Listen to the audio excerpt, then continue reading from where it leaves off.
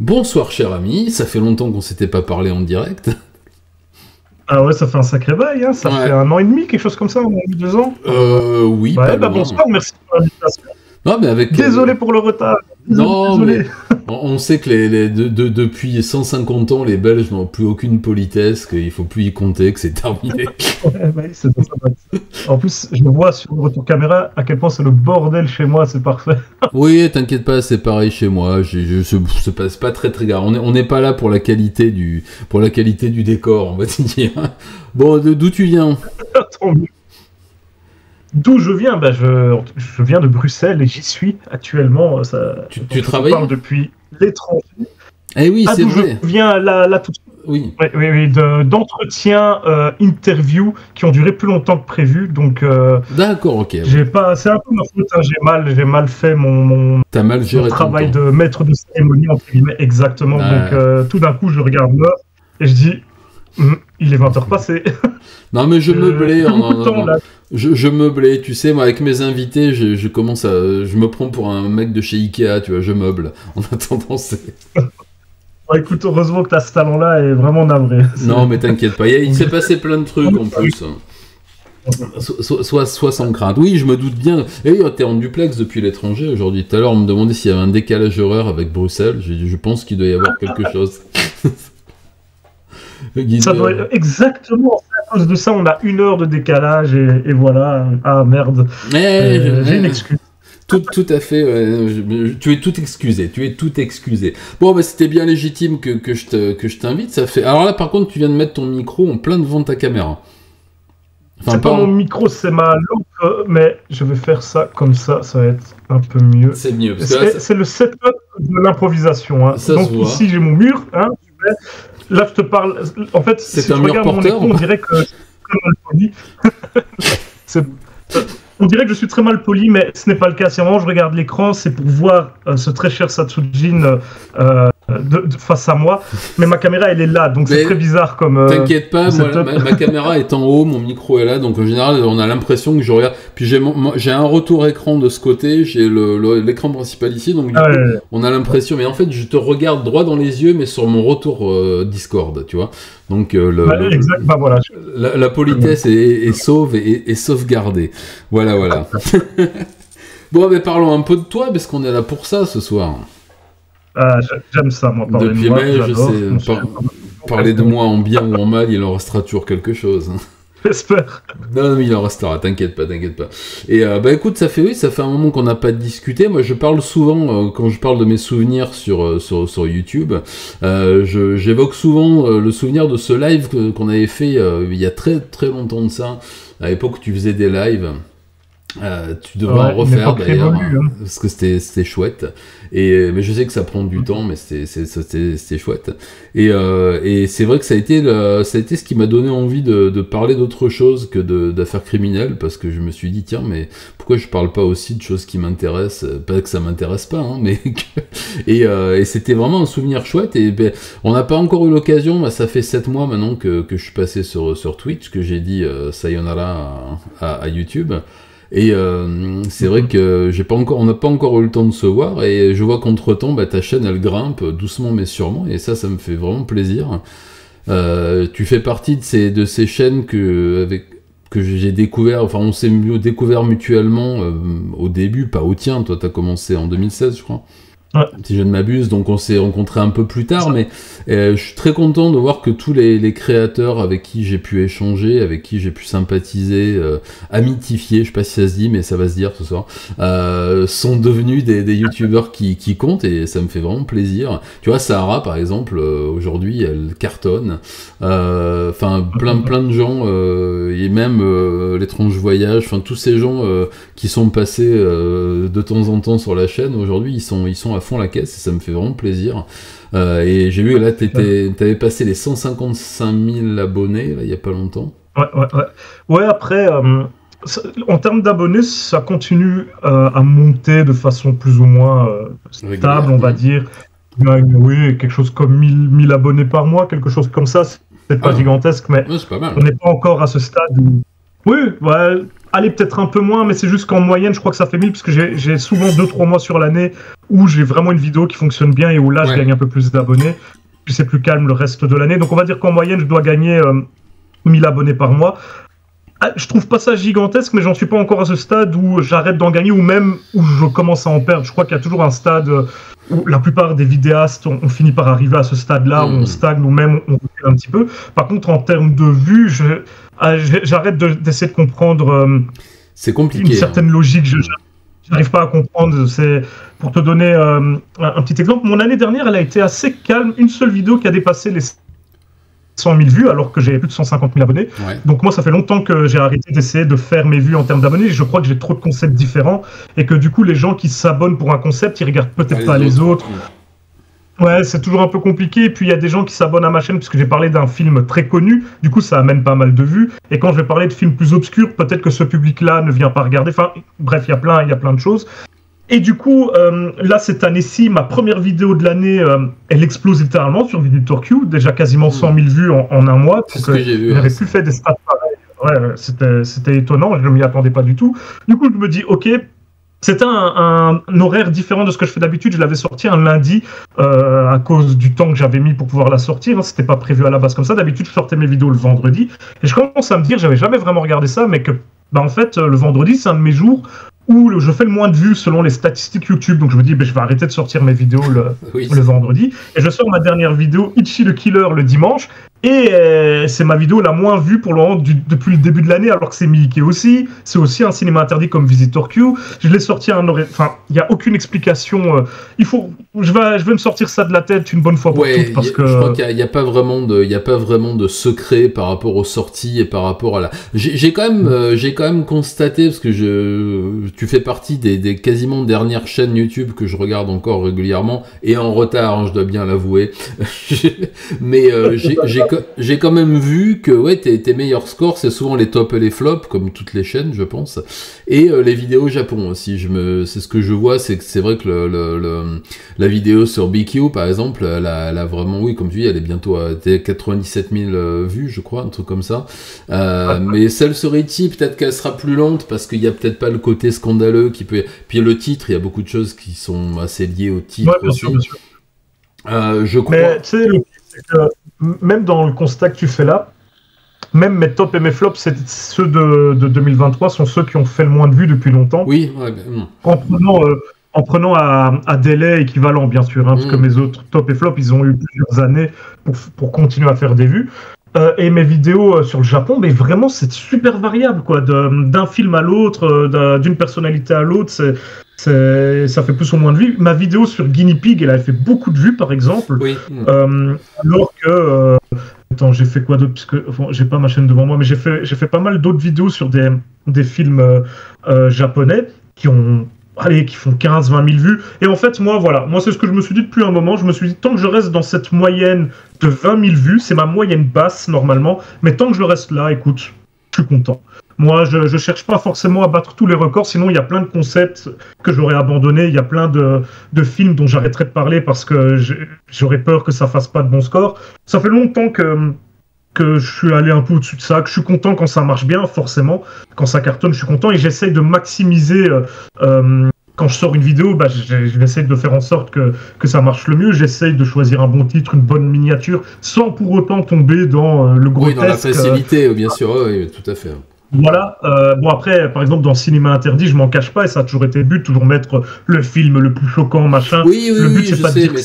Mais après, c'est un concept rigolo aussi, parce que c'est fait pour être outrancier. Les films sont outranciers, donc il faut que le reste, l'habillage, soit outrancier aussi. J'ai même vu que sur X, là, j'étais en train de guetter un peu les réactions pour l'annonce du live, qu'on disait, oui, quand même, t'as dit que c'était le film le plus choquant. Moi, je trouve que c'est pas le film le plus choquant. Oui, bon, mais c'est effectivement, ça fait partie. Et surtout, ils ont choisi la mauvaise vidéo pour dire ça, c'est parce qu'il y avait un point d'interrogation. Oui, c'est ça, le film le plus. On pose la question, mais après je comprends parce que pour le coup de tous les cinémas interdits c'est probablement le film le plus connu que j'ai abordé dans l'émission, Itchy le Killer, et du coup quand je le faisais pour d'autres films auparavant il y avait moins de réactions sur X parce que les gens connaissaient pas le film, ils pouvaient pas juger de est-ce que c'est vraiment un film si immoral, si choquant, si trash, alors que pour Itchy t'as les gens qui qui ne regardaient pas la chaîne. C'est des gens avec qui je n'avais jamais interagi, qui tout d'un coup, sans avoir regardé la vidéo, en général, tu constates, selon la réaction, la remarque, que la personne n'a pas regardé la vidéo. Donc, oui, ça se le voit commentaire est un petit peu. Je suis tout à fait d'accord. Mais c'est le jeu. Oui, c'est le jeu. En plus, il y a une demande aussi, il y a une soif et une espèce de surenchère hein, sur le choc le choc des malls pour tout ça. Parce qu'avec aujourd'hui, avec les moyens de communication et surtout les sources d'approvisionnement qu'on peut avoir, n'importe qui avec une connexion et un minimum de savoir-faire peut trouver à peu près tout ce qu'il veut sur Internet.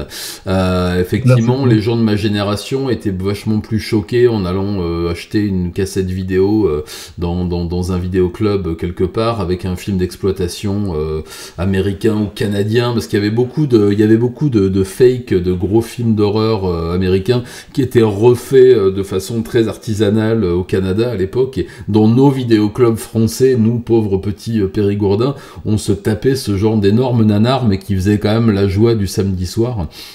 Et on était quand même choqués. Je sais que le premier visionnage, par exemple, de Cannibal Holocaust, moi, ça avait totalement modifié la vision du cinéma de tous mes camarades, alors qu'aujourd'hui, c'est un classique pour qui veut s'initier au cinéma dit d'horreur ou du cinéma choc ou gore, alors que ça avait été le point culminant de la carrière de certains de mes amis plus vieux que moi à l'époque, qui se disaient, bon, mais je crois qu'on est arrivé à ce qu'on pouvait faire.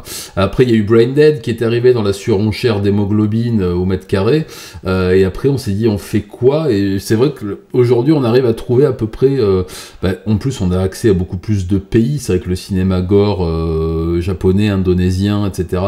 n'arrivait pas jusqu'en France, ou alors dans des n'arrivait pas jusqu'en France, ou alors dans des proportions réservées à des petits cercles d'initiés.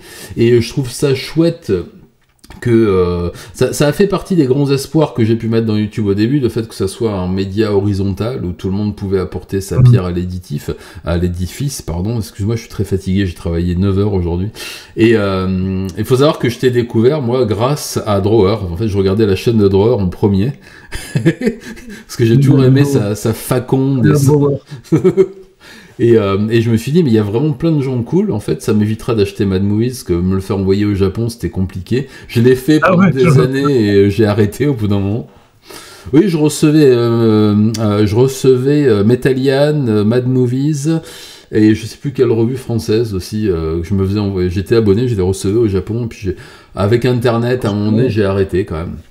Et je trouvais que cette horizontalité du média était quand même ultra intéressante. Et toi, tu contribues justement à ça. Alors c'est pour ça, je trouve ça intéressant que tu me dises que t'aies pas voulu abandonner tes concepts qui marchaient moins, parce que c'est aussi dans tes concepts qui marchent moins souvent qu'on découvre des choses et qui peuvent amener des trucs sur les films turcs, sur les films d'Asie du Sud-Est, etc. Je pense que ça a amené quelque chose de nouveau, et c'est pour ça que je trouve que faut pas arrêter ce concept-là, il ne faut pas arrêter. Non, oui, puis bon, c'est c'est sûr que c'est aussi plus agréable même pour moi à faire que la critique du dernier film du Conjuring Verse, par exemple. Donc, mais bon, c'est un peu, je garde un peu ce pragmatisme aussi pour continuer à faire vivre la chaîne et à progresser entre guillemets, de continuer à faire l'actualité de l'horreur plus commerciale, plus grand public. Mais après, comme je te disais, par exemple, ma vidéo sur Guinea Pig, il y a 2 ans, 3 ans, je sais plus, c'est ma vidéo la plus vue de l'année. Tu me demandes à l'avance, je m'attends pas du tout à ce qu'elle fasse des mêmes stats, même si, comme tu disais il y a quelques minutes, il y a aussi ce truc que les gens, ils aiment bien. C'est comme mes vidéos sur Human Centipede. Guinea Pig, c'est quand même un grand nom du cinéma gore, même si les gens qui n'ont pas vu ces films-là, ils en ont déjà entendu parler, ils ont déjà vu les visuels. Il y a des images. Et du coup, quand ils voient la vidéo, c'est ça. Et quand ils voient la vidéo sur leur fil YouTube, ils disent attends, il y a un francophone qui a fait une vidéo sur ces films-là. Attends, qu'est-ce que c'est exactement? Je veux aller voir. Et souvent, les commentaires que je reçois, c'est qu'il y a des gens qui n'ont pas vu les films, mais qui s'intéressent, quoi. Tu sais, il y a un aspect un peu mythologique au cinéma gore, au cinéma interdit. C'est pas pour rien que je l'ai appelé comme ça. Donc les gens sont un peu attends, mais paraît que c'était des vrais films. Il y a l'histoire de Charlie Sheen. Ils croyaient que c'était un snuff movie. Il y a toutes ces petites légendes urbaines autour des films. Après, la grosse différence, c'est que pour mon épisode sur Human Centipede, qui est une des vidéos les plus vues de l'histoire de la chaîne, 500 000 vues, je pense, j'ai eu beaucoup de gens qui venaient pour me taper dessus parce que le film est dégueulasse, je devrais avoir honte de parler de ça. Des gens qui n'en ont rien à foutre de parler cinéma, ils sont là pour parler morale, ils sont là souvent pour parler... Bah, tu connais, c'est pas à toi que je vais apprendre que ça existe sur YouTube. Mais c'est très étonnant parce que moi, je leur donnais toujours la même réponse. Je ne t'ai jamais vu avant sous mes vidéos. Tu as cliqué parce que c'est Human Centipede. Si tu condamnes ça, si tu es dégoûté par ça, comment ça se fait que cette vidéo-là t'a fait cliquer? Comment ça se fait que tu te retrouves sous les commentaires? C'est parce qu'il y a quelque chose, il y a une part de toi qui est intriguée. Assume, tu es un voyeur, il y a un côté de toi qui est voyeur, qui est intrigué par ce genre de cinéma. Et ici, on est là pour en parler de façon très neutre. On discute de ce film comme on pourrait parler de n'importe quel autre long métrage. C'est du cinéma, on est passionné par ça. Tout à fait. Enfin, bon, par exemple, pour la vidéo sur Guinea Pig, j'ai pas du tout eu ce genre de retour. Non, parce que les gens, je pense que les gens qui sont venus voir la vidéo sur Guinea Pig sont des gens qui connaissaient peut-être de nom et qui avaient envie d'en savoir plus sur quelque chose qui les intéressait. Alors que Human Centipede, c'est un film qui est quand même assez connu, même auprès du grand public. Ouais, ça a dépassé de très loin la sphère même d'amateurs de cinéma et même d'amateurs de cinéma gore. C'est ça, c'est eu la parodie de South Park. Oui, on peut, voilà, ben c'est pour ça. Puis c'est comme Serbian Film, il y a quand même beaucoup de gens, pardon pour le terme péjoratif, mais des normies qui connaissent ce film, parce que les journaux, à l'époque, on avait fait, moi je sais qu'au Japon, quand c'était sorti, ça a fait... Non, c'était Hostel qui avait fait un scandale monumental. C'était au journal, sur FNN, sur Tokyo Telebi et partout, en disant, quand même... bon, on peut aller loin, mais enfin là, c'est peut-être quand même un peu beaucoup, non? Ouais, mais c'est parce que ces films-là sont sortis au cinéma. Hein. Hostel, les Saw. Il y avait aussi eu, à partir de Saw 2, pas mal de polémiques dans le monde, mais c'est parce que tu avais les affiches de ces films aux abribus dans la rue, quoi. Donc, c'est ça. Alors que, Guinea Pig, c'est déjà un peu plus obscur quand même que ces films-là. Bien sûr. Et donc, les gens qui s'intéressent, les gens qui sont curieux d'aller voir ta vidéo ou des vidéos même en anglais sur Guinea Pig, c'est des gens qui recherchent déjà des infos dessus, qui aimeraient bien pouvoir avoir des plans aussi peut-être pour les acheter, peut-être savoir un peu comment ça s'est fait. Et je pense que c'est pour ça que tu as moins de commentaires. Mais après les commentateurs sont pas les viewers, hein, tu sais, je vois régulièrement les commentaires sous par exemple quand je fais des lives avec Nico par exemple, mon éditeur, quand je sors un livre sur Sagawa, t'as toujours des commentateurs moralisateurs qui vont venir sous tes vidéos, sous les miennes, sous celles de je sais pas quel autre youtubeur qui va faire une vidéo sur un truc polémique, va pas aller voir la vidéo, va juste se dire écoute, j'ai 5 minutes à perdre, je vais aller cracher un peu de fiel là où ça va rien me coûter émotionnellement. Puis... Tu parlais de Serbian Film sous la vidéo que j'ai faite sur Serbian Film, il y a un mec, je m'en souviendrai toujours, qui était venu pour dire qu'il fallait censurer un film qui montrait un viol de nouveau-né, alors que le film, franchement, cette scène-là, elle fait beaucoup parler, alors qu'on voit pas grand-chose, c'est beaucoup suggéré, c'est le côté justement immoral qui est choquant, et c'est fait exprès. Et tu sais, on venait me dire, ouais, il faut censurer, machin, et je disais, ben non, en fait, là, censurer, ça... Justement, là tu es vraiment dans la pure censure parce que ça correspond pas à ton éthique morale. C'est un film, c'est de la fiction. Parce qu'il disait qu'il fallait punir aussi Serdan Spasojevic pour avoir fait ça. Je disais, mais on punit pas un artiste en fait. Il a commis aucun crime. Et lui il me disait, donc tu es en train de défendre le viol de bébé. Je dis, on est passé très vite on parle de cinéma. Oui, c'est ça. Non, j'avais même mis un screen sur les réseaux parce que on va très vite quand même. Mais ça va très vite. Mais c'est le pays du sophisme. La section commentaires souvent c'est Sophisme City. Hein, et raccourci long. Et comme tu dis effectivement, ces films-là, comme ils disposent d'une certaine popularité parfois à leur détriment, hein, notamment c'était super intéressant, j'ai pu interviewer Serdan Spasojevic, c'est sur la chaîne, une interview hyper intéressante parce que c'est un réalisateur qui... Je lui ai d'ailleurs posé la question, est-ce que Serbian Film c'était une malédiction ou une bénédiction pour lui, vu que ça a fait sa popularité? Il a dit un peu des deux, parce que depuis que Serbian Film est sorti, il n'arrive plus à trouver du boulot, pas grand monde veut bosser avec lui, et là le projet sur lequel il travaille, c'est un documentaire sur Serbian Film, donc il tourne en rond, il a du mal à sortir de ça, il a fait des conférences sur la censure au cinéma, justement, un petit peu partout dans le monde, notamment au BIF, où j'avais pu le rencontrer. Mais voilà, ce film, ça a été à la fois ce qui lui a permis d'être mis sur le devant de la scène, et à la fois ce qui l'empêche de continuer à évoluer sur cette même scène. Donc, Enfin bon, c'est voilà, souvent la malédiction du premier succès aussi. Hein. Il y a beaucoup de gens qui se retrouvent enfermés dans un gros succès, soit d'estime, soit populaire, et qui ont beaucoup de mal à s'en sortir. Après, même en changeant totalement de style, en voulant faire autre chose, il y a eu des carrières qui ont pu être poursuivies avec des styles. Arigato gozaimasu. C'est Madame Satsujin qui m'amène un petit thé. Et il y a des carrières qui ont pu se poursuivre, notamment de réalisateurs qui sont passés du film de niche vers le cinéma grand public. Peter Jackson, pour moi, c'était le réalisateur le plus extrême de mon adolescence, tu vois. Et aujourd'hui, c'est un réalisateur mainstream qui a fait des énormes succès, même les plus gros succès. Même le producteur de la saga Guinea Pig, et qui est aussi le réalisateur du tout premier épisode. Oui. J'ai essayé de l'avoir en interview en faisant jouer un peu mes contacts nouvellement acquis. Et en fait, on a trouvé, j'ai son Facebook, etc. Mais sauf que maintenant, c'est un producteur extrêmement mainstream. Il produit des dramas, des émissions de télé, ce genre de choses. Et du coup, il n'a plus du tout envie de s'exprimer sur Guinea Pig en interview ou quoi que ce soit. Lui, c'est loin de lui, il veut pas gâcher l'image qu'il a construite avec le temps en revenant avec ce truc-là. C'est donc un peu dommage du coup, parce que j'aurais bien aimé discuter de tout ça avec lui, ça aurait été assez excellent. Mais et d'ailleurs, il y a très peu d'interviews.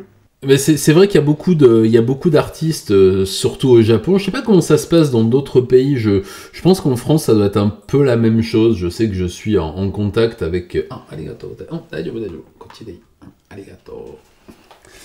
Il y a beaucoup d'artistes avec lesquels je suis en contact en France aussi, dans le milieu du cinoche ou d'autres réalisations. Et quand on quitte le milieu de l'underground, en France, on garde un contact un peu avec ce milieu-là. Même dans la musique, tu vois, je sais que par exemple, les membres du groupe Gojira, tu vois, ils sont maintenant connus mondialement. C'est d'ailleurs le seul groupe de métal français qui soit connu mondialement. Mais ils ont toujours gardé leur ancrage local, tu vois, de pays nantais, etc. Ils produisent des groupes, ils vont jouer dans des petits festoches. Au Japon, quand on passe d'un niveau à un autre, que ce soit dans le cinéma ou dans la musique, c'est terminé. Ce qu'on a laissé derrière soi reste derrière soi, et on essaie même, tu sais, comme il y a ces compagnies qui peuvent nettoyer ton passé un peu gênant sur internet, il y a des gens qui s'amusent à faire de la réhabilitation de notoriété au Japon pour certains artistes.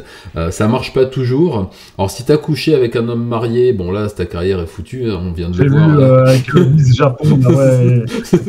Là c'est très compliqué. Ça avait fait la même chose. Il y a un abonné qui m'en a parlé aujourd'hui, et j'en parlais avec ma femme ce matin. Il y avait une jeune artiste qui s'appelait Becky, qui était une japano... mais je connais Becky, elle joue dans First Love de Takashi Miike, tout à fait.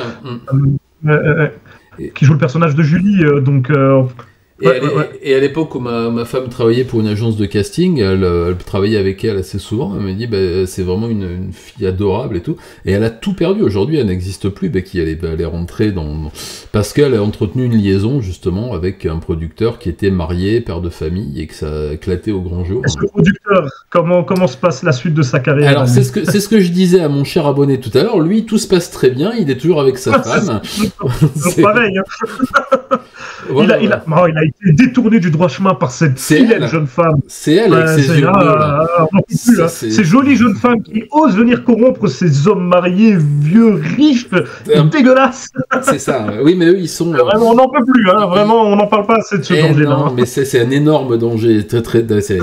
C'est malheureux, mais qu'est-ce que tu veux. Et là, je pense que le blanchisseur de réputation n'y peut rien. Là, c'est terminé. Becky, c'était en 2016, tu vois, on est en 2024. Ouais, c'est l'année de First Love, hein. Ah non, First Love, c'est 2018, je crois. Mais bon, le tournage, etc., le temps de sortie. Je pense qu'elle aurait jamais fait ce genre de film si elle avait eu encore sa carrière à la télévision. Parce qu'elle était tous les jours. Elle était à la téloche, on ne pouvait pas allumer la télé sans la voir dans les pubs pour Shiseido. Après, elle était dans la matinale, à midi, à l'émission culinaire. Le soir, enfin, tu la voyais partout. On avait même un peu marre de voir sa tronche, quoi. C'est vrai. Et le fait qu'elle parte faire des films comme celui-là, c'est à mon avis, son agent doit sévèrement ramer, parce que ça correspondait pas du tout à son image. Je sais que je me rappelle de ce mini-documentaire qu'avait fait Tokyo Television, Tokyo Television, sur sa famille anglaise, où tu la voyais avec ses petites nattes, elle était toute mimi, elle buvait du thé, elle mangeait des scones, elle était... et donc, elle avait cette image très très lissée, où elle préférait être toute seule, parce qu'elle se sentait pas prête pour le mariage, parce que le mariage, c'était un engagement, et puis après, il fallait faire des enfants, gna gna gna, ta. Alors je dis, tourner dans un Mickey, c'était pas l'esprit à l'époque, tu vois. Pas du tout.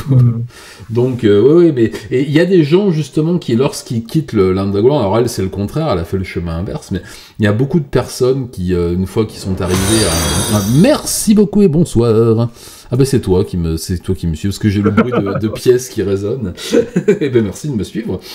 Et il y a beaucoup de gens qui oublient tout ce qui s'est passé. Je pense que voilà, quand tu as été producteur de Guinea Pig et que tu te retrouves propulsé dans le monde du mainstream au Japon, qui est quand même un univers très très très différent, même si effectivement il y a beaucoup de réalisateurs de films indépendants, de cinéma bis, qui sont aussi dans le milieu de la production télé, qui font du drama aussi, qui font de la dramatisation pour NHK notamment. Je me rappelle qu'à l'époque où je regardais les émissions historiques de NHK, t'as toujours des dramas, tu sais, pour illustrer, quand ils te parlent des bâtisseurs de cathédrales, ben hop, t'as une espèce des scénettes jouées, très mal d'ailleurs, qui viennent s'entrecouper, et souvent tu regardes le nom à la fin, et c'est ah mais je le connais, c'est lui qui a fait le film machin. C'est souvent des gars qui sont un peu dans l'underground et qui, pour financer leurs films qui marcheront pas, hein, qui vont faire d'énormes flops,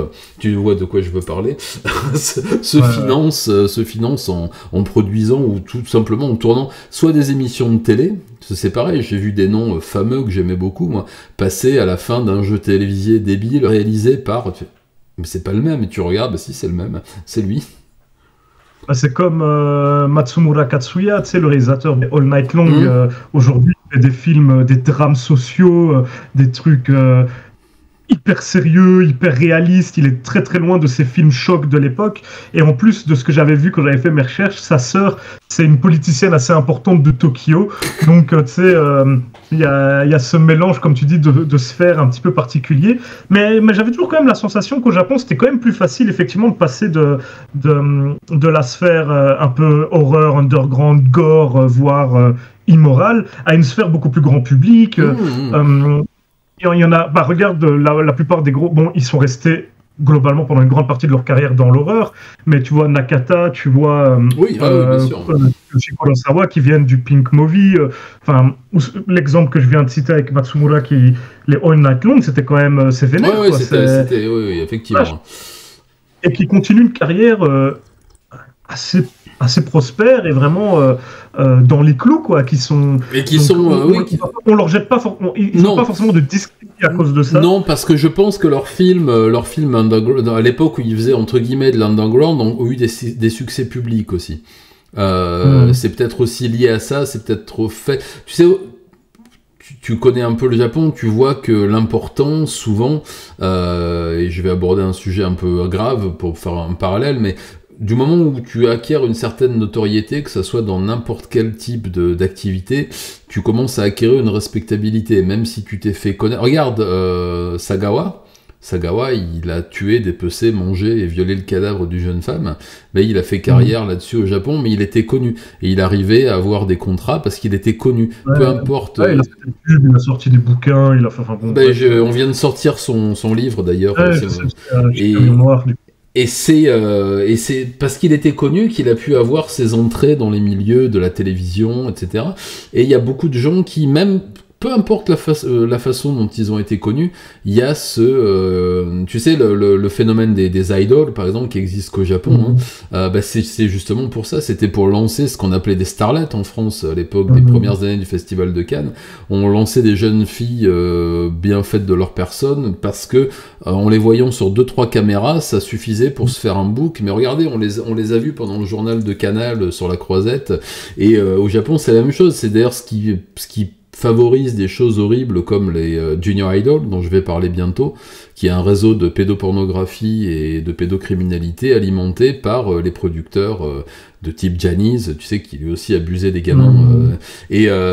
Voilà, donc c'est... Bon, je vais très loin, mais c'est pour rebondir sur ce fait que même si un réalisateur a eu un moment de notoriété, même à cause d'un film extrême, l'important c'est d'avoir eu de la notoriété. Et ça, au Japon, il y a des criminels qui ont fait carrière. Après, ça c'est dans d'autres pays, mais je pense que c'est plus facile si on a eu. Après, quand on est vraiment dans l'underground le plus extrême, on va dire, quand on est encore dans les milieux. Dans le Kabuki-Chopo, on a plus de mal, je pense, ensuite à aborder une carrière... Oui, sans doute. À voir aussi si c'est une volonté de la part de ces auteurs-là, quoi. S'ils ont la volonté de faire des choses plus conventionnelles, ça, c'est même pas gagné. Il y en a qui en ont aucune envie, il y en a même qui quittent, totalement ce milieu-là pour faire autre chose, hein, parce que... Oui, c'est souvent le cas. Hein. Faut bien vivre aussi. Oui, c'est ça, tu sais, j'en sais quelque chose, j'aurais bien aimé continuer à faire des vidéos sur YouTube, hein. J'ai pas arrêté parce que j'en avais marre, hein. J'ai arrêté parce que il faut bien vivre, comme tu dis. Mais oui, c'est très compliqué, et je pense qu'il y en a aussi qui sont lassés, qui ont fait le tour, qui ont fait des films concept qui correspondaient à une envie artistique, qui sont allés très loin dans leur concept, et puis qui, une fois leur film fait, se disent que finalement ils ont peut-être plus grand chose à dire dans ce média-là et puis passent sur autre chose, souvent dans la musique ou dans les performances ou il y en a pas mal qui ont suivi ce chemin-là. Je vois avec tous les anciens des années 90, là, la bande à Seno, à Nekoi, à Uenoyama, enfin toute cette bande-là qui traînait dans les lofts et compagnie. Aujourd'hui ils font plus ça du tout, ils ont attaqué des carrières de micro-édition ou tout simplement dans l'événementiel aussi, et ils sont passés du grindcore au truc Tupperware, Réunion Avon, enfin tu vois, des trucs beaucoup plus... Parce que je pense que soit quand on vieillit, alors bon, si t'es trop vieux pour le rock'n'roll, c'est que t'es trop vieux tout court, comme disait l'autre, mais... je pense qu'il y a des gens qui s'assagissent avec le temps et qui ont envie d'autre chose aussi, c'est fort probable. Je pense que c'est très occidental aussi, cette façon de courir après sa carrière, même si on la rattrape jamais. Il y a beaucoup de gens qui essaient toute leur vie. J'en rencontre en France, j'ai des amis d'enfance que j'ai lâchés au moment où ils étaient en fac d'art plastique ou en fac de théâtre et qui continuent à cachetonner, qui galèrent, qui bouffent pas à leur faim, qui sont minima sociaux, mais qui peuvent me dire, tu vois, ça fait 40 ans, mais je vais y arriver. Et ils ont 55 ans. Ça, je pense que c'est extrêmement occidental. Et c'est tout à fait respectable, hein. Alors là, je jette la pierre à personne, mais ça, au Japon, c'est très compliqué de pouvoir continuer à faire ça, parce que déjà, le pays est beaucoup plus cruel avec ses auteurs. Il y a des réalités qui font que tu n'as pas le choix, il faut travailler à côté. Oui, en termes d'aide sociale, notamment, c'est quand même pas la même qu'ici. Non. Même d'aide à la création. L'aide à la création, je vais pas dire que c'est facile en France. En Belgique, je crois qu'il y a un fonds aussi un peu équivalent au CNC, si je ne m'abuse. Excuse-moi, de quoi par rapport au CNC? Non, en Belgique, je crois qu'il y a aussi un fonds d'aide à la création un peu semblable au CNC, si je ne m'abuse. Mais c'est plus compliqué en Belgique, c'est par rapport aux régions, hein, les aides de la communauté française.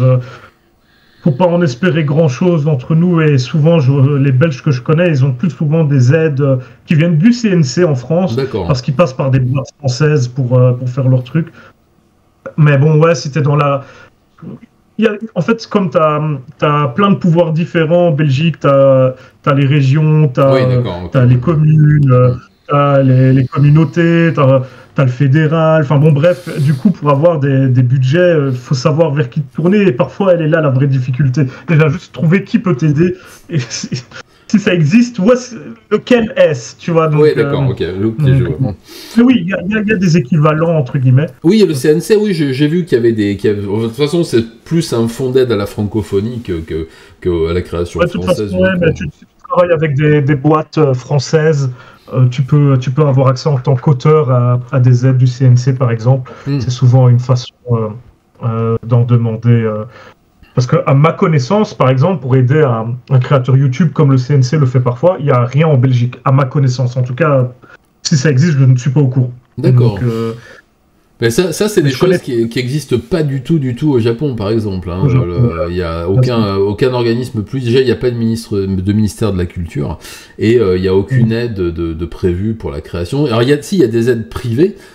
Tu vois très souvent des films d'études, par exemple de fin d'études, notamment dans les facs de cinéma, qui sont très souvent privées elles aussi, financées par telle entreprise, soit des boîtes de production qui ont déjà repéré le jeune réalisateur et qui le dévoie, soit directement par des compagnies privées qui font du placement de produits, vous allez utiliser mes voitures, mes ordinateurs, etc. Mais c'est vrai que l'aide à la création telle qu'elle existe en francophonie, et encore une fois, je trouve le système CNC, moi, très très bien. Je lis je lis une somme de bêtises totalement hallucinantes sur le CNC.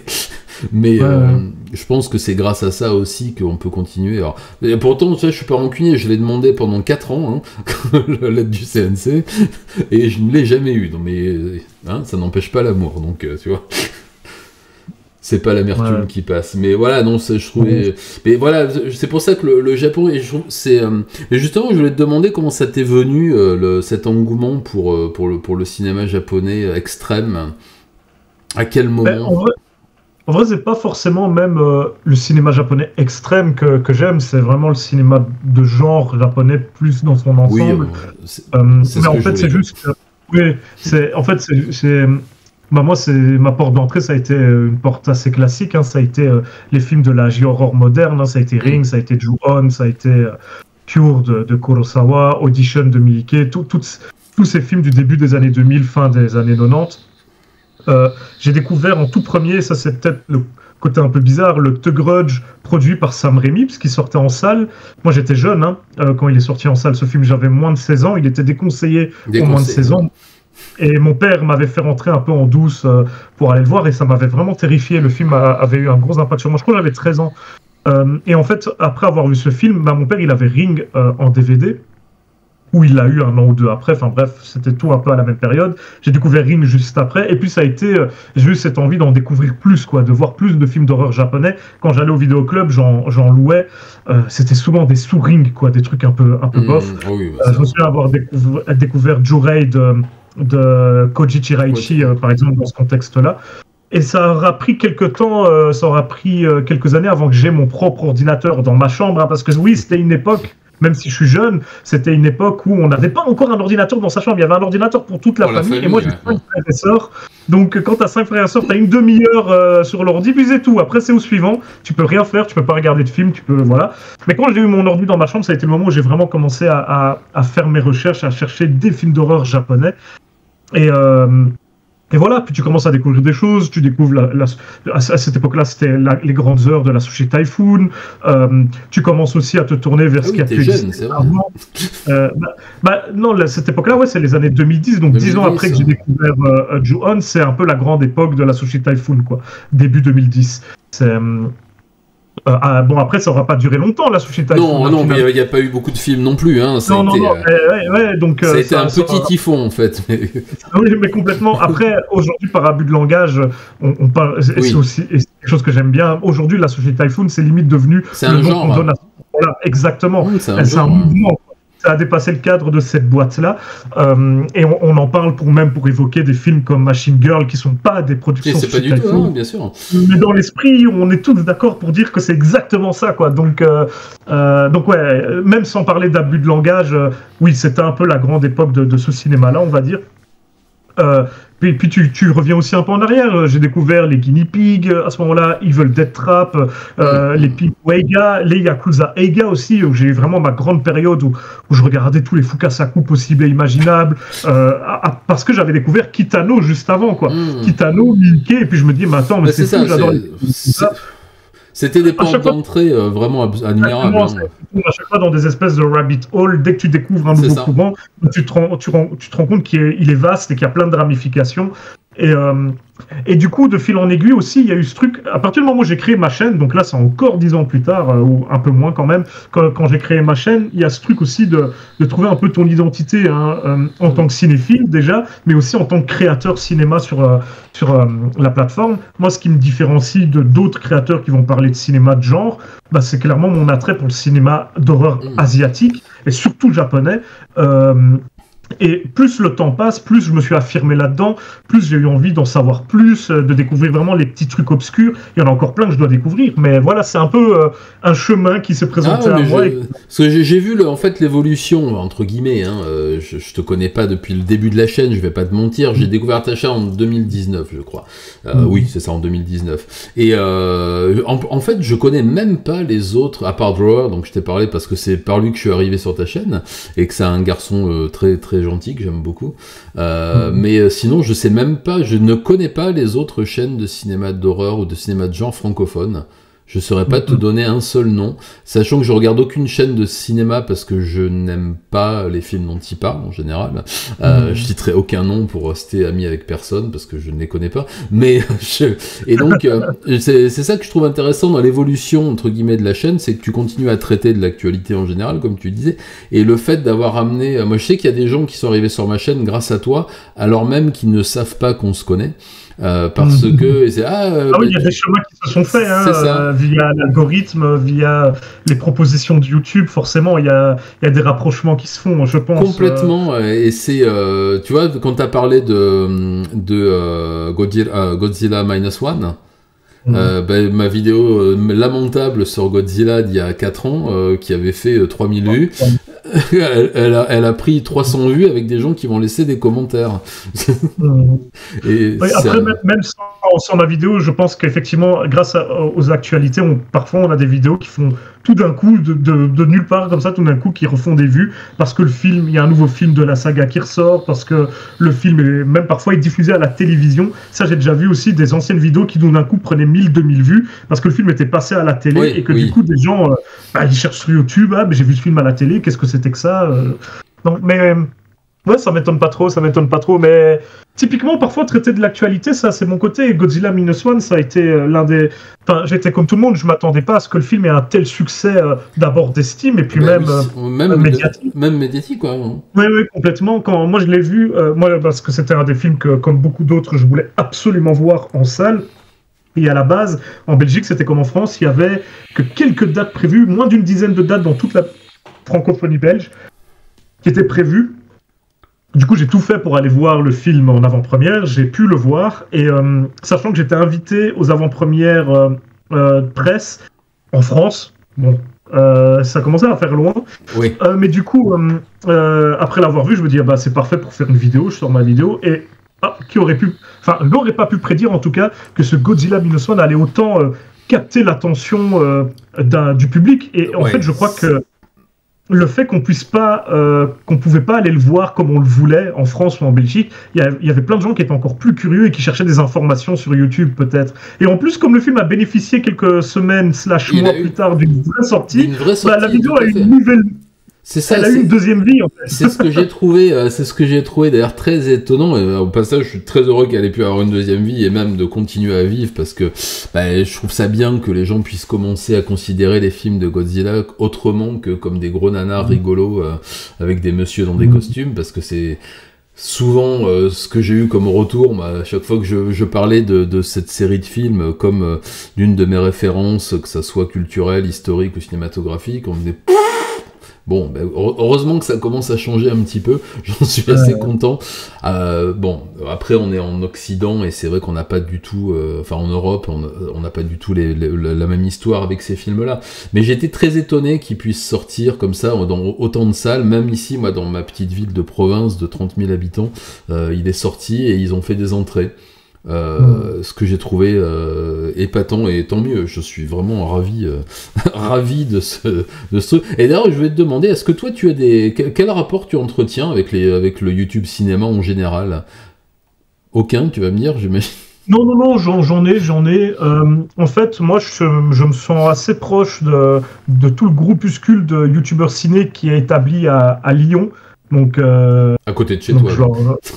Oui, juste à côté, mais du coup, pour le coup, dans ce groupe, il y a pas mal de vidéastes que je considère vraiment comme des amis.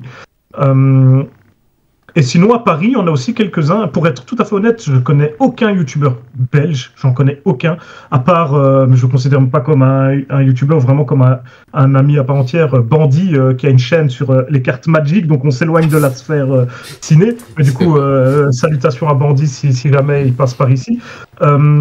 Mais sinon, en fait, moi, je me suis quand même un petit peu détaché avec le temps, parce que pendant un moment, on avait une espèce de... Notamment tous les créateurs qui parlent de cinéma de genre, de près ou de loin, on avait une espèce de groupe, pas officiel, mais bon, on avait des affinités, ne serait-ce que par rapport à nos sujets, et certains parmi eux sont devenus des amis. Mais je pense que ce groupe, aujourd'hui... Alors là, c'est vraiment ce que je pense, peut-être qu'eux, ils ne seront pas d'accord. Je pense que le groupe, il n'existe plus vraiment aujourd'hui. On est, à part pour ce groupuscule-là à Lyon, parce que ce sont des amis IRL, ils ont un vrai groupe, donc bon, ça dépasse complètement YouTube. Certains se connaissaient depuis avant toute cette aventure-là et tout. Mais sinon, à part ça, je trouve qu'il n'y a plus vraiment de groupe. On est un peu de notre côté et de temps en temps, on fait des choses en commun. Parce qu'aussi, je pense qu'on a tous grandi. On est arrivés tous assez jeunes sur la plateforme. Et avec les années, on s'est professionnalisé dans cet univers-là d'une façon ou d'une autre. Certains, par exemple, je pense à Judith de la chaîne Demoiselle d'Horreur. Elle continue à parler de cinéma, elle fait plein de choses autour du cinéma, mais plus forcément via sa chaîne YouTube. Donc forcément, elle est hyper active à plein de niveaux. On la voit un petit peu moins dans tout ce qui a un rapport avec YouTube. Et c'est super bien pour elle, c'est génial. Mais on va plutôt se croiser dans d'autres événements plus grands qui dépassent YouTube, des festivals ou quoi, IRL, à Gérard May ou ce genre de choses, ou via ce qu'elle fait avec Écran Large maintenant, parce qu'elle travaille pour Écran Large. Et moi, c'est pareil. Du coup, moi, j'ai toujours ma chaîne YouTube, je suis hyper actif là-dedans, mais j'essaye vraiment de multiplier les gros projets en dehors de YouTube pour pouvoir rencontrer des gens qui viennent de plus haut, on va dire. Enfin, en tout cas, moi, j'estime que c'est plus haut que YouTube, des gens déjà de l'étranger, des gens qui sont dans le cinéma, des réalisateurs, des producteurs, des acteurs, des actrices, des réalisatrices, j'en passe, des organisateurs d'événements, des gens de la presse écrite, de la presse papier, comme on dit. Et du coup, forcément, tu t'éloignes peut-être un peu du microcosme YouTube, parce que je trouve que YouTube, c'est vraiment, à part pour ce groupe-là, quand je regarde le YouTube ciné sans parler de genre, hein, donc, oui, en général. Oui, c'est ça, quand je regarde le YouTube ciné, où là, il y a beaucoup des plus grosses têtes que moi. Parce que dans le YouTube aussi, horreur genre, moi, j'ai l'impression d'être une grosse tête, mais dès qu'on sort de ce YouTube-là et qu'on l'élargit un peu, je redeviens plus petit, tu vois, ça permet aussi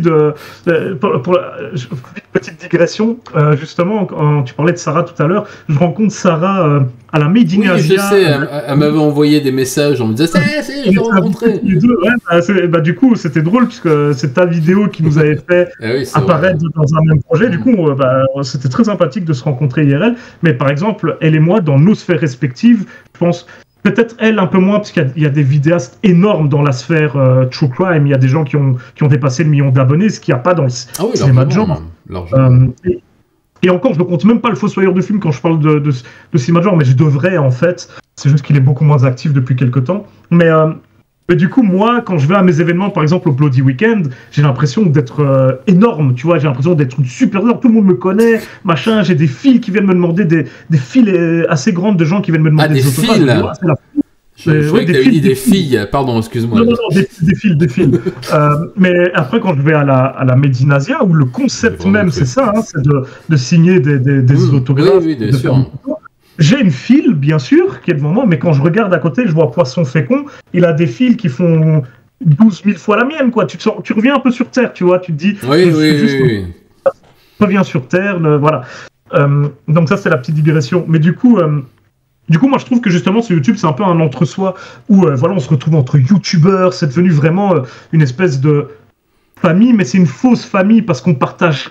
Pour la plupart, on partage rien à part le fait de publier des photos sur YouTube. Et c'est souvent de cette impression de fausse famille qu'ont découlé tout un tas de dramas, tout un tas de polémiques à 2 balles. Et moi, je me suis un peu éloigné de ce truc-là parce que moi, j'ai envie. Mon envie, c'est pas d'être YouTubeur. C'est de pouvoir parler de cinéma d'horreur, d'organiser des événements, des projets qui sont dans cette sphère-là. Et YouTube, c'est juste un moyen de le faire, c'est pas une finalité, quoi. Donc, d'autant que, regarde, toi, t'en as un peu la preuve. Je pense que YouTube, plus le temps passe, plus ce sera dur de continuer à en vivre et d'en tirer. Ça devient. Mais ton modèle économique sur YouTube, toi, est-ce qu'il serait viable en tant que tel, ou est-ce que pas du tout C'est compliqué. C'est compliqué. Je peux pas me contenter que de ça. Ouais. Donc c'est pour ça qu'il faut aussi multiplier un peu les rentrées. C'est pas toujours évident. Hein. Moi, il y a des mois qui sont. En fait, j'ai des mois où YouTube ça cartonne et en fait ils vont rattraper. Pour le moment, c'est le cas. Mais moi, où YouTube ne me rapporte pas assez pour payer mon loyer. Mais comme j'ai des énormes mois, si je fais pas le fou, si je flambe pas, bah je peux faire une espèce de moyenne. D'accord. C'est ça. Et donc il y a 2-3 mois sur l'année, on va dire 2-3 périodes sur l'année qui sont incroyables, et le reste est au mieux moyen. T'as ton SMIC, au pire t'as moins qu'un SMIC. Donc, mais comme j'essaye aussi de multiplier les rentrées d'argent, on essaye. De se mettre pas trop mal. Puis moi aussi, contrairement à la plupart de mes collègues youtubeurs, moi quand je gagne beaucoup d'argent sur YouTube, je claque la moitié pour aller tourner un projet au Japon qui va pas faire de vues sur YouTube, tu vois. Donc c'est pas très bon. Ah oui, non, c'est sûr que ça investit pas beaucoup dans le YouTube game, comme on dit, hein, tu sais. Mais c'est marrant que tu me parles du monde de YouTube et des rapports avec les youtubeurs, parce que moi, tu sais, ce qui, je pense, a contribué au fait de me dire que c'était pas un monde qui était fait pour moi, c'est d'aller pour la première fois. J'ai jamais été invité dans aucun festival, aucun salon, rien du tout. J'ai même une fois demandé, il y en avait un pas très loin, à un moment où j'étais en France, il m'a dit je suis à côté, c'était un truc sur le Japon. Je dis si vous voulez, je peux passer. Il fait fais voir c'est quoi. Ah non, ça nous intéresse pas. Je dis bon, vas-y, c'est ok. Ou alors si tu veux, tu peux venir, mais faudra payer ta place. En gros, c'était grosso modo ce qu'on m'avait dit. J'ai dit bon, j'y allais dans un festival cosplay, machin, non merci. Et j'étais allé au festival Frames, c'était à Avignon l'année dernière, où j'avais payé ma place et tout, mais je me suis dit j'ai envie d'y aller pour rencontrer les gens de YouTube. Ah oui, tu m'en as parlé, je pense. C'est là où il y avait, comment il s'appelle Ah bah ils étaient tous là. Tout le monde était là-bas. Il y avait le Fossoyeur qui était là, il y avait, il y avait tous les youtubeurs étaient quasiment, presque tous là-bas. Il y avait, je sais même pas, il y avait Bruce qui était, il y avait, ils étaient tous là-bas.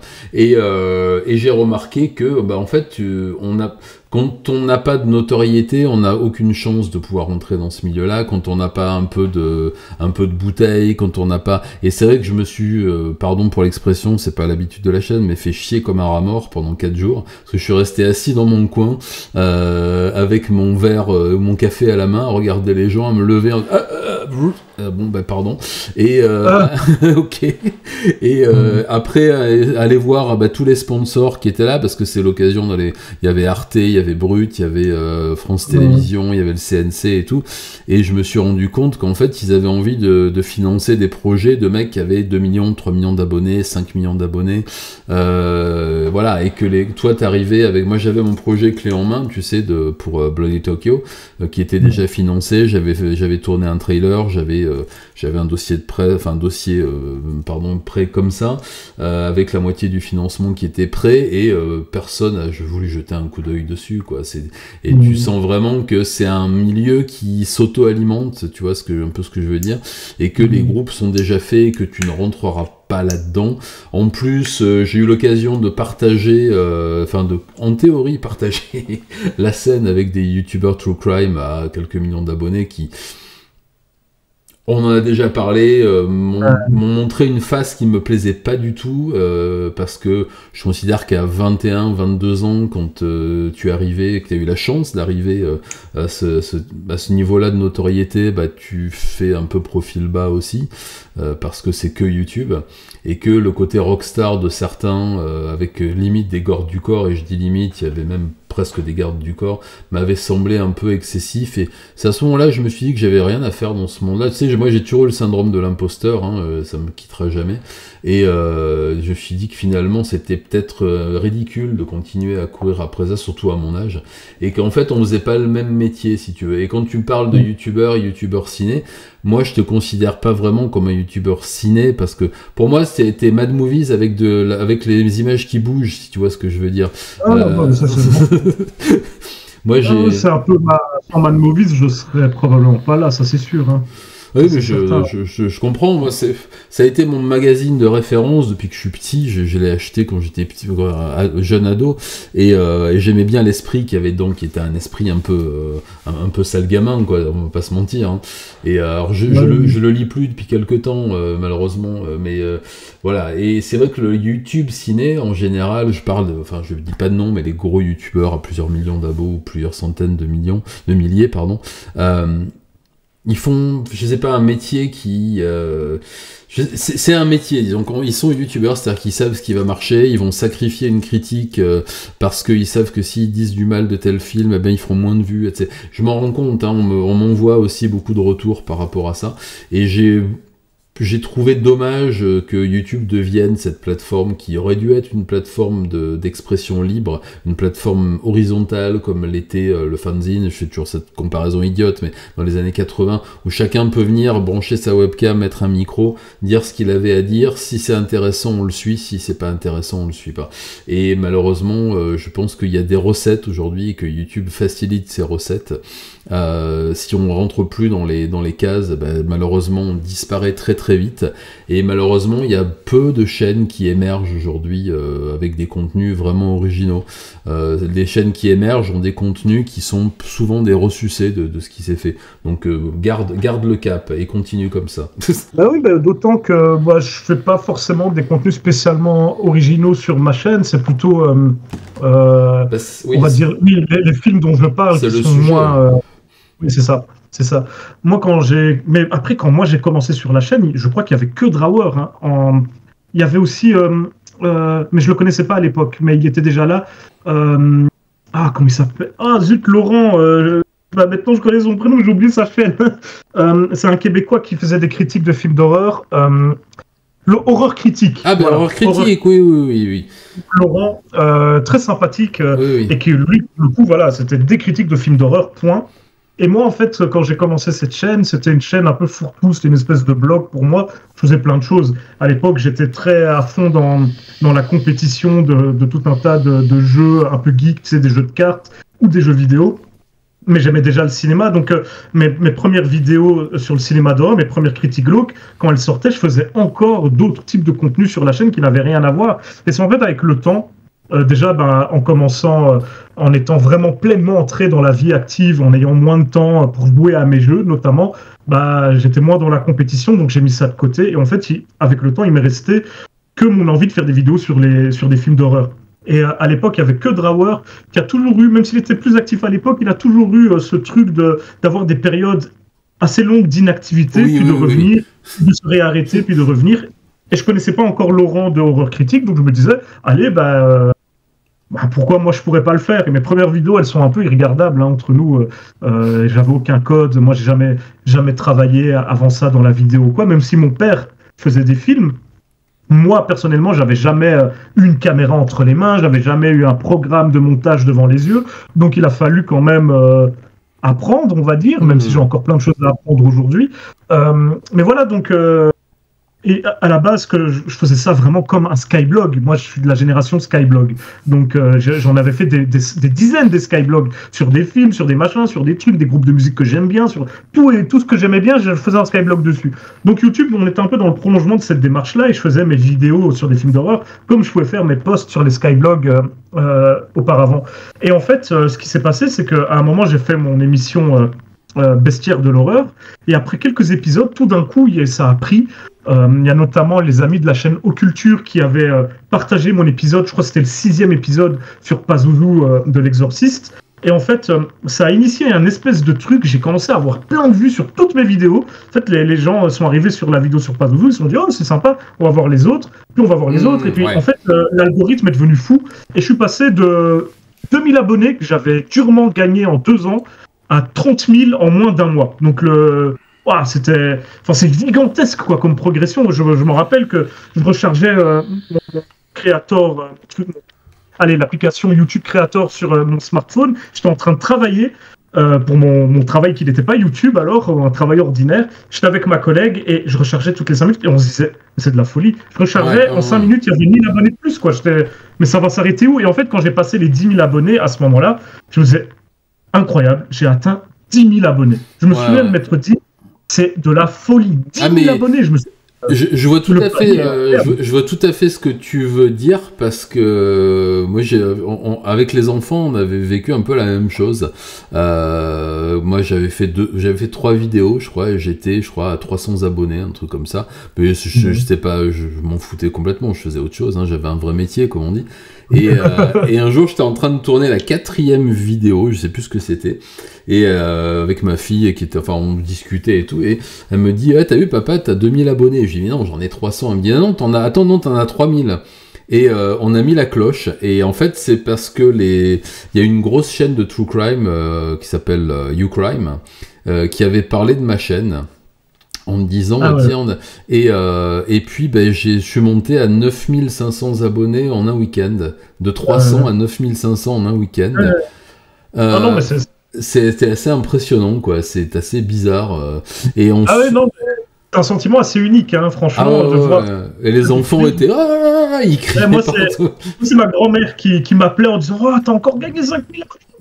En plus, à cette époque-là, il n'y avait pas de virgule. Tu voyais vraiment le nombre d'abonnés exact. Oui, donc, on actualisait, on voyait, là, tu actualises en 10 secondes, tu as 10 abonnés de plus, quoi. C'est incroyable. Et en fait, moi, ça m'a mis une certaine pression parce que j'étais bien conscient que ce que je faisais jusque-là, c'était sympathique pour les amateurs, tu vois. C'était un truc que je partageais comme ça, mais ça, c'était pas...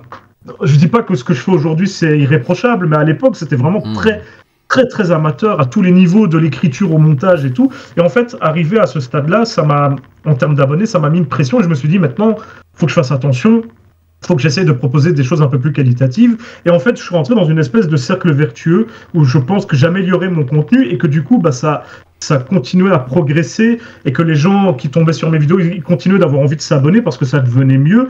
Et jusqu'à un certain point, ça a monté très vite jusqu'aux 50-60 000 abonnés. Plus ça a ralenti, mais j'ai atteint une espèce de rythme de croisière qui diminue. Il diminue petit à petit, donc à un moment, je vais atteindre... De toute façon, aujourd'hui, pour ce que j'ai envie de faire, je pense que je suis arrivé au stade qui me permet de faire quasiment tout ce que j'ai envie de faire grâce à YouTube. Oui, puis ça te fait une vitrine de toute façon, quoi qu'il arrive. En fait, c'est exactement ça. Ça m'a permis de mettre un pied en dehors de YouTube, et j'espère qu'un jour, je pourrai mettre les deux en dehors. Je crois que je lâcherai jamais la chaîne YouTube. Enfin, c'est aussi un moyen de faire tellement de choses que je pourrais pas faire ailleurs. Donc, mais clairement, là, je suis en train des choses dont je peux pas encore exactement parler ici. Je suis en train de développer des choses qui seront en dehors de YouTube. Mais même d'autres projets, comme le projet du docu au Japon.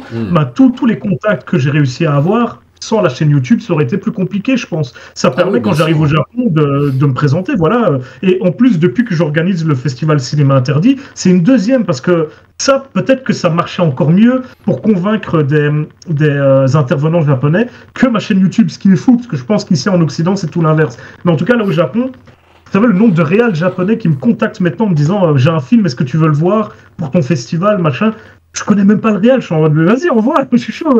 Au pire, je regarde, on va voir ce qu'on peut faire. C'est qu'un week-end, donc je peux pas. Maintenant, dis-toi que j'ai beaucoup plus de contacts au Japon qu'en France. C'est incroyable. Le Japon m'a vraiment accueilli à ce niveau-là, parce que peut-être aussi qu'ils n'ont pas... En France, je crois qu'on me regarde vraiment quand j'envoie des messages, quand j'essaie de prendre contact avec des gens, on se dit c'est qui ce youtubeur, qu'est-ce qu'il veut? C'est quoi ça, YouTube? Ah oui, c'est très péjoratif en France, hein, le terme youtubeur. Oui. Ils s'en foutent, vraiment, ils s'en foutent complètement. Et ils se disent, eux, ils ont plutôt ce côté. Mais attends, c'est qui ce Belge qui veut nous interviewer? D'où il nous connaît? Pourquoi? Attends, il a un festival. Attends, il a une chaîne YouTube. Ou 155 000 abonnés. Il a parlé quoi? Ou Guinea Pig, 140 000 vues sur Guinea Pig. Ou c'est étonnant, machin et tout. Attends, il a interviewé un tel du Japon. Tu vois, tout ça, ça me fait que... c'est ça, oui. C'est de plus en plus crédible là-bas, donc... Mais aujourd'hui, je peux dire que j'ai des amis réalisateurs japonais. J'en ai vraiment très peu en France et en Belgique. C'est quand même de la folie, quoi. C'est quand même fou. Je peux comprendre parce que c'est un milieu, le milieu justement un peu du bis et de l'underground au Japon est beaucoup plus ouvert. C'est moins... un gros milieu quand même. Oui, c'est un gros milieu, bien sûr. Hein. Mais c'est en plus ce qui est très drôle, et tu as pu t'en rendre compte, moi aussi, on va pas dévoiler certains secrets, mais tu sais que voilà, il y a des réalisateurs japonais qui sont des no-name totaux au Japon et qui sont des stars internationales dans des pays occidentaux, et c'est ça qui est très très drôle. Chose qui même Miike, c'est pas un no-name, mais il a pas. Non, c'est un réalisateur annexe, on va dire. C'est pas un. Je pense que c'est un réalisateur que. De niche. En fait, quand je m'en parlais avec, oui, mais d'une grosse niche, mais quand on connaît Miike ici en Europe, qu'on se dit qu'un réalisateur, regarde tout ce qu'il a fait en plus au Japon, ça doit être une superstar. Ben ouais, pas tant que ça. Et pour la petite anecdote, quand je le rencontre, une interview, le lieu de rencontre, c'est l'école professionnelle de son de la Toho, donc c'est un équivalent de l'université pour professionnels. Et c'est grâce au réalisateur Junichi Yamamoto que j'ai pu avoir cet endroit, donc le réalisateur de Meatball Machine, parce qu'en fait il travaille là. Donc il travaille là. Moi je l'ai contacté un peu en urgence, en mode j'ai besoin d'une salle pour une interview, mon hôtel ne propose pas de salle. De salle de réunion au rez-de-chaussée. Il n'en avait pas, hein, donc j'étais un peu dans la merde, et il me dit écoute, moi je propose dans mon école, est-ce que tu crois que ça irait? Je dis génial, moi j'ai besoin d'une salle, c'est tout ce que je sais à ce moment-là, donc tout me va. Et le hasard voulait que son école était à 50 mètres de mon hôtel, écoute, sur le même trottoir. Donc ça, c'est incroyable. Tokyo, c'est gigantesque. Mais ok, écoute, parfait. Du coup, déjà, ça, c'était un peu spécial, quoi. Je me retrouve dans une école au Japon. Moi, je suis un peu un weeb, hein. Moi, j'ai grandi avec des animés. Les écoles japonaises, tu sais, la petite sonnerie, quand elle retentissait, je m'étais genre... Je suis dans un animé, tu sais, la réaction débile d'un occidental. Et je voyais les étudiants, tu sais, me regardaient un peu avec curiosité, quoi. Qu'est-ce qu'il vient faire ici, ce gars-là? J'étais avec mon matériel, avec Junichi Yamamoto. Donc, les étudiants voient comme un prof, savent pas que c'est un réal un peu fou. Ouais, donc, donc, pour la petite histoire, je rencontre Miike dans une école, et moi, je me disais, il va y avoir peut-être un mouvement de foule ou quelque chose, tu sais. Je me dis, c'est comme si moi, dans une école de cinéma à Paris, tout d'un coup, je sais pas, moi, t'as, Juliette Ducournau qui débarque ou quelque chose. Pour moi, c'est un peu. Oui, ok, je vois ce que tu veux.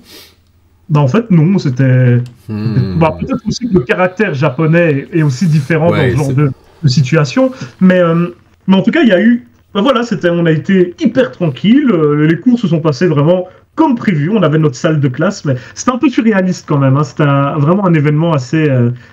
Et Miike est adorable, vraiment super gentil. Par contre, sa productrice qui était là, on voit que elle était là vraiment pour encadrer. Du coup, Miike pouvait être gentil parce qu'il y avait la productrice à côté qui nous tapait sur les doigts si on prenait trop de temps, voilà, il y avait et il est venu gratuitement, ce qui est extrêmement rare au Japon. Franchement, il faut pas être naïf. Hein. Il était dans la promotion de son nouveau film Lumberjack de Monster.